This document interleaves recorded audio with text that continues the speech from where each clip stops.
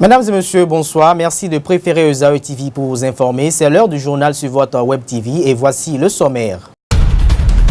Le secrétaire général de la CSTB, Paul Essaïko, a animé une conférence de presse ce matin concernant la rentrée académique 2016-2017 qui, à son avis, ne s'annonce pas avec un climat pacifique. Plus de détails dans cette édition. Le week-end dernier, le premier moteur de recherche et d'annonce du continent africain et des Caraïbes, Chokwe, a vu le jour à Cotonou en présence de hauts dignitaires du FA. Le ministre Oswald Omeki a offert un déjeuner de presse en guise d'encouragement aux athlètes pratiquants de Wushu qui se sont assurés la deuxième place à la troisième moisson de 13 médailles du championnat ouest-africain. Plus de précisions dans ce journal. À nouveau, bonsoir. Comme je vous l'annonçais en titre, la Confédération syndicale des travailleurs du Bénin, entendue CSTB, a organisé ce jour dans la matinée à la Bourse du Travail une conférence de presse afin d'inviter le peuple béninois à mener les luttes qui s'imposent pour que l'année académique 2016-2017 se déroule dans un climat pacifique. Le compte rendu de cette conférence de presse est signé Sylvie Kounakpo et Boris Wagbanga. La conférence de ce jour intervient après le forum sur l'école organisé le mardi 6 septembre 2016. La Confédération syndicale des travailleurs du Bénin constate que malgré les conclusions transmises, rien ne bouge. Elle aperçoit un horizon plutôt sombre pour la rentrée scolaire 2016-2017. La rentrée scolaire et universitaire s'annonce avec beaucoup d'angoisse au niveau des parents d'élèves, des étudiants et des enseignants, parce qu'aucune lueur d'espoir n'apparaît pour la sortie de la crise du système scolaire et universitaire qui perdure depuis des années.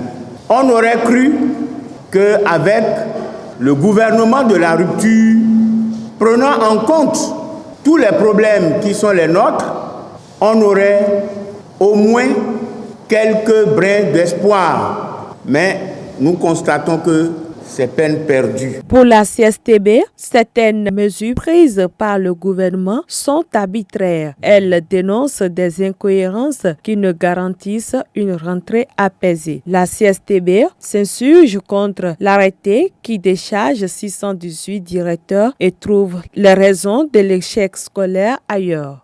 Face donc à la ruine unanimement constatée de l'école, le nouveau gouvernement ne préconise aucune solution sérieuse.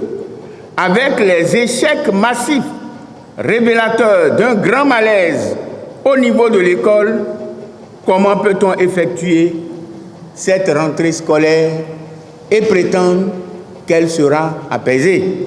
Au cours de la conférence de presse de la Confédération syndicale des travailleurs du Bénin, la Fédération des syndicats de l'éducation nationale affiliée à la CSTB a fait une déclaration sur l'état de l'école béninoise à la veille de la prochaine rentrée scolaire 2016-2017. On écoute Mathurine Sousoupé au micro de nos reporters de la rédaction de ZAE TV. Il est recommandé le retour des frais d'inscription qui devraient passer de 15 000 francs à 50 000 francs dans un pays où plus de 59% des ménages dans notre pays vivent avec moins d'$1 par jour. L'annulation de la mesure arbitraire, cynique, d'exclusion de l'UAC de 21 étudiants, celle de l'invalidation de l'année universitaire à la flash, est rejetée au prétexte du respect de l'autonomie de l'UAC. À la maternelle, au primaire et au secondaire, les NPE sont maintenus.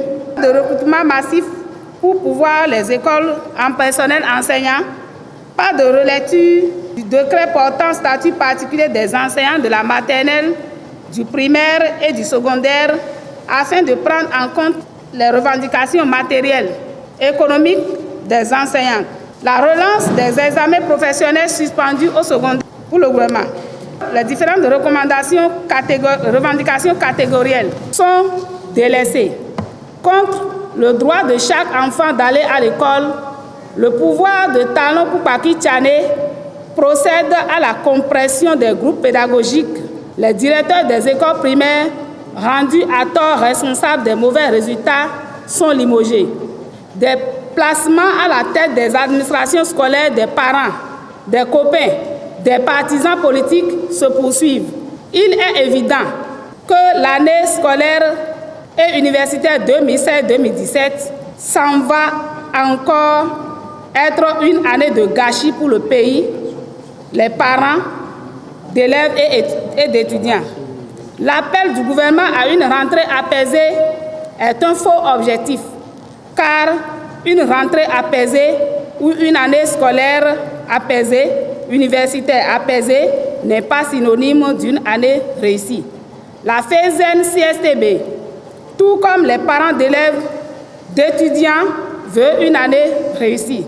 Par conséquent, elle appelle les enseignants et enseignantes de la maternelle au supérieur, en passant par le secondaire, à recourir à toutes les formes de lutte, assemblée générale, sit-in, marche, grève, pour obliger le gouvernement à prendre des mesures patriotiques d'urgence pour une année scolaire académique réussie. Le premier moteur de recherche et d'annonce du continent africain et des Caraïbes nommé Djogbe a vu le jour samedi dernier à Cotonou. Ce site permettra à donner une visibilité aux artisans et aux garants de la tradition béninoise, mais aussi tous les Africains, quelle que soit leur classe sociale, afin d'assurer une promotion de nos valeurs culturelles et cultuelles. Enoch Lahade pour le reportage.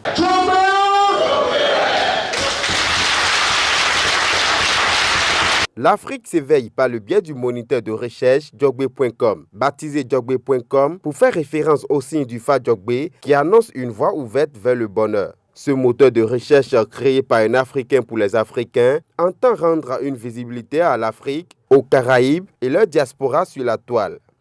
Lorsque on pense que l'Afrique n'a pas les moyens de son indépendance numérique, nous, chez Djogbe, comme beaucoup d'autres Africains ailleurs dans d'autres pays que le Bénin, nous souhaitons démontrer le contraire et nous lançons donc aujourd'hui ce grand projet qui s'appelle Djogbe.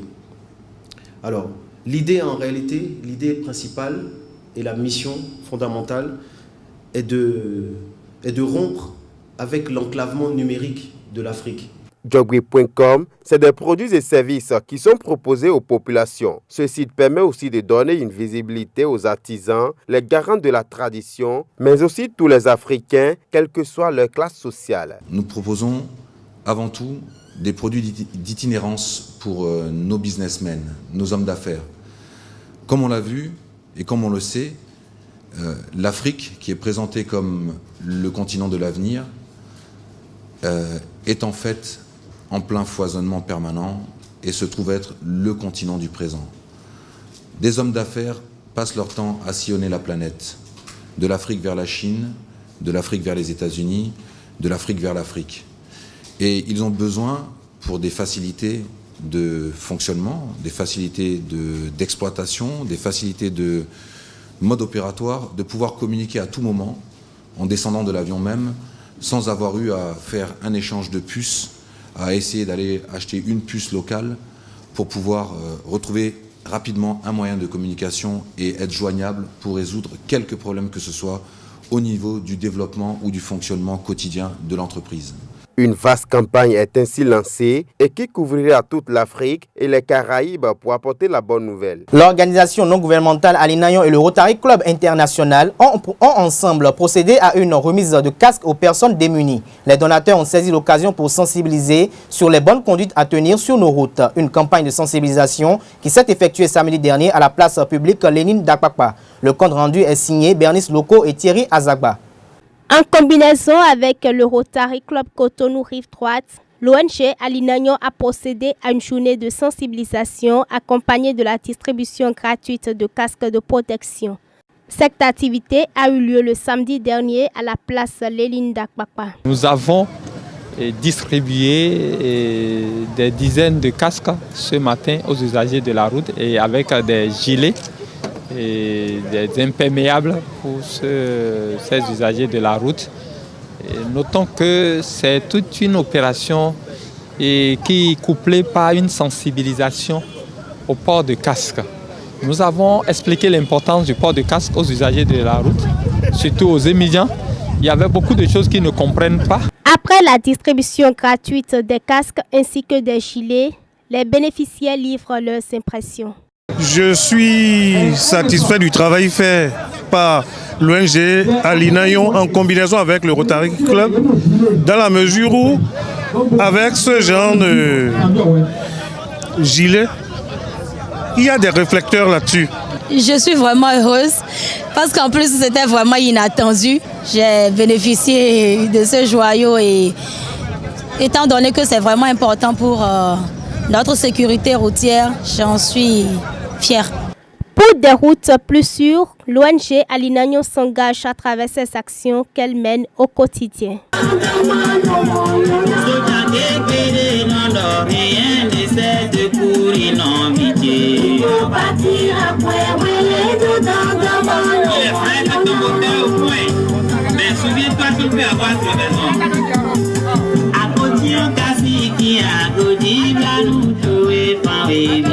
Après s'être assuré la deuxième place à une moisson de 13 médailles lors du 3e championnat ouest-africain de Wushu qui s'est déroulé du 24 au 27 août 2016 à Lomé au Togo, les athlètes béninois ont officiellement présenté leur trophée ce samedi 24 septembre 2016 au ministre des Sports. Le ministre Oswald Omeki leur a offert à cet effet un petit déjeuner au Novotel à Cotonou afin de les encourager à poursuivre dans cette dynamique. Le reportage est signé Leandro Kodo.